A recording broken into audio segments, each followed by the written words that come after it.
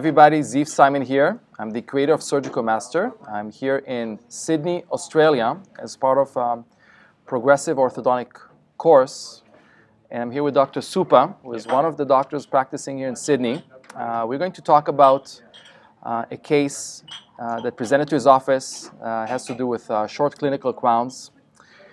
And so far it's been a really nice course. Yep. You guys are great dentists and fun to work with. We spent 2 days talking about aesthetic crown lengthening and soft tissue grafting and some of the soft tissue grafting around implants and tissue management. And all in all, a really great experience. So you had a case that of a patient that had short clinical crowns. Yep. And what was really the story with the case? Her main complaint was that actually the cant of her teeth, but that's the issues that we're looking at fixing orthodontically. But part of the reason also is that she didn't like her short tooth. Okay. Now, when I took the photos and I had a look, is that what's interesting about this case is that I can see the outline of the crown underneath the gingiva quite well. So I thought it would be an interesting case to actually do. Yeah, it was really interesting because this is your patient. She's obviously she obviously has short teeth, and that's one of her main complaints. And if you look very in close-up, you see that the teeth proportions are not proper. The teeth are to some extent wider than they're long. She also has gingival pigmentation. That's part of her genetics. But you can see the outline of the actual clinical crown under the gingiva. And that's why it's so unique in my opinion, that I've never seen this in this way before.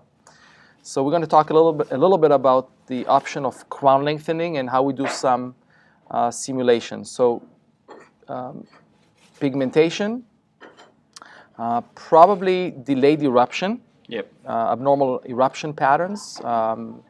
There was no retraction of the soft tissue. That's why her teeth are short. And just abnormal teeth proportions.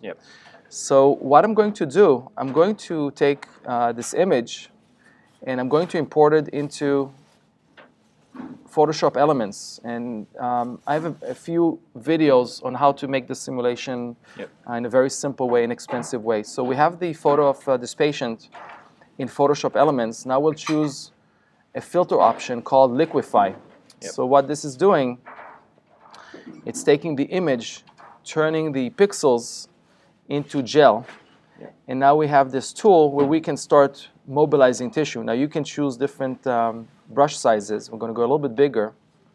And we can start mobilizing the tissue. So it's going to look much better. We'll do it freehand. We'll start with the central incisors. You see that I'm keeping the zenith in this area, and I'll compare the other central, make it somewhat symmetrical. Okay, what do you think? Starting to look a little bit better.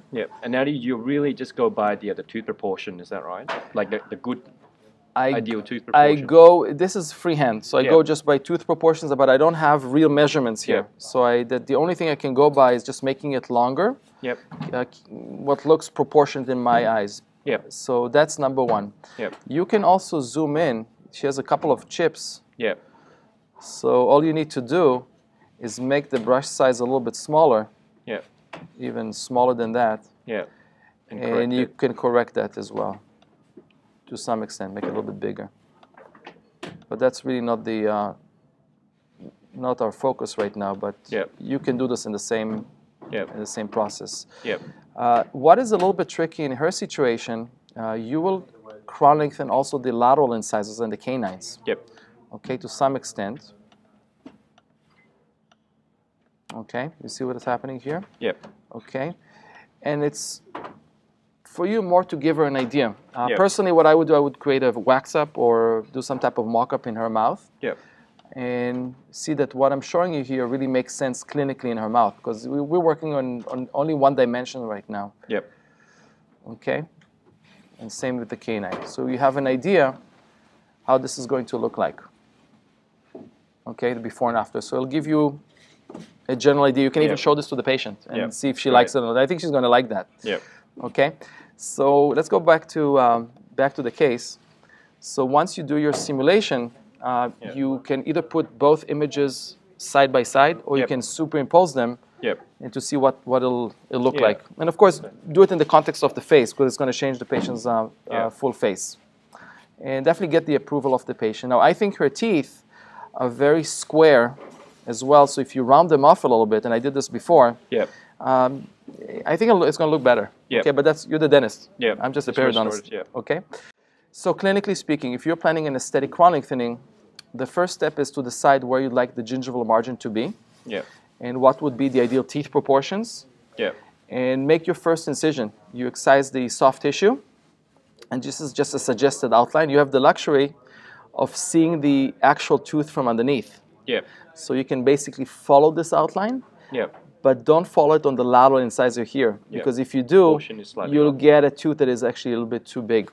So once you remove the soft tissue, you'll do some bone sounding. You'll use a probe. You'll try to determine where the osseous crest is.